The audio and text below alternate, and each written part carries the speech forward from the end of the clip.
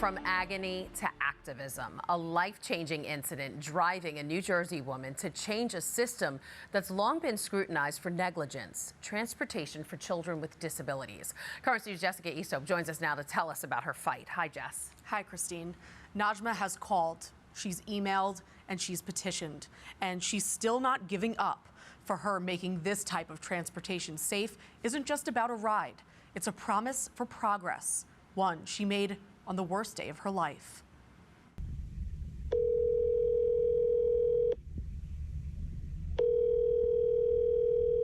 That customer you have called is unavailable to take your call. Najmah Nash is fierce. To the tone. Hi, this message is from Mayor Kramer. My name is Najmah Nash. There's no avenue she hasn't explored in search of justice. And I am calling in reference to the emails I've been sending to you, Mayor Kramer, as well as your staff. This job she's taken on is still new, but she's in it for the long run. I have a hashtag on Instagram, no days off. This is what I'm doing every day, all day. This is my life. What she wants sounds simple. School buses transporting children with disabilities to be safer. She wants drivers and monitors to do their jobs undistracted and for their equipment to be regularly inspected. But more than anything, she wants what happened to her 6-year-old daughter Fajr to never happen again. The woman on the phone is now crying. Now I realize that this is something serious, something really went wrong with my child in such little time. It's a flashback she can't stop replaying. July 17th, Fajr is on her way to summer camp in Somerset County, New Jersey. Her bus hits a series of bumps and she slumps over in her wheelchair. It was the worst day of my life. I received a call around 9-10 a.m. Fajr arrived at the school, which is Claremont Elementary School. She arrived at the school and she was unresponsive. That doesn't sound life-threatening. But Fajr has Emanuel Syndrome, a rare genetic disorder causing physical and developmental disabilities, and she can't get herself back up. Fajr was being strangled by her wheelchair harness. I just started screaming. I'm yelling like, what do you mean? What do you mean? What happened to my child?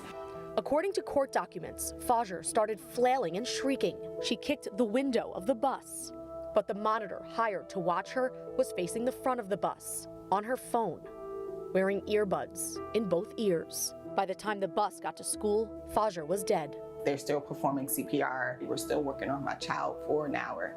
I laid with her and I talked to her and I prayed to her. But anything else I can't put into words. Visions of paramedics performing CPR on his lifeless daughter are burned into Wali Williams' brain. He says as scared as he was in that moment, what sickens him is how scared Fajr must have been in her last moments. Watching them do CPR was painful for me. She's fragile. While she's fighting for her life, and the bus driver on the phone, it makes me angry. And Wali isn't the only angry parent who's lost a child the same way. In 2018 in Florida, a 14-year-old with cerebral palsy suffocated on her school bus. The monitor didn't notice until it was too late. That same year, a 20-year-old Detroit student with autism died after having a seizure on his bus. The driver called 911 but didn't help him up. And in Florida in 2012, a second grader turned blue and stopped breathing on her school bus. No one called 911. It's sort of like a whack-a-mole game, right? You deal with one busing issue and then another one pops up. Maggie Moroff, the senior special education policy coordinator at Advocates for Children of New York, fields complaints daily from families with disabled children. So why isn't there legislation? There isn't enough staff. There isn't sufficient training for the staff that's on the buses. So even if there was the legislation in place, there would still be problems. I don't think it's that the will's not there. I think it's that the way is not there. But Najmah isn't seeing that will. So far, no one has called or emailed her back. No senators, no governors, no councilmen or women. But Najmah and Wali aren't taking silence for an answer. Their efforts to get Fajr's law petition into the hands of lawmakers won't be in vain. The time is now. We can't wait until another tragedy. That's just not what we're going to do.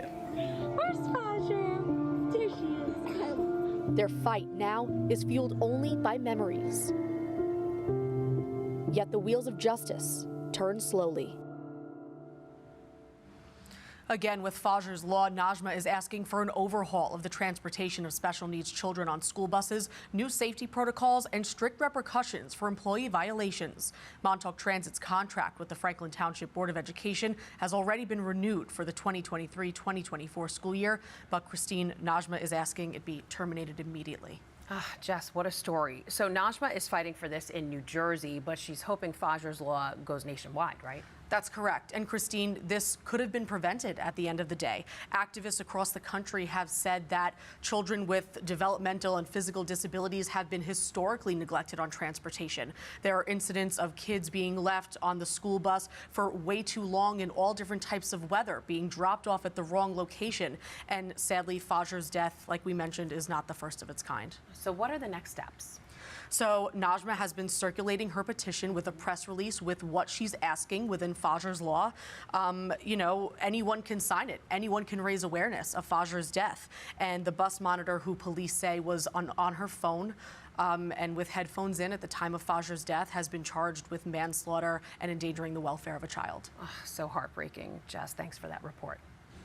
And you can help Najmah fight to get Fajr's law into the hands of legislators by signing her petition.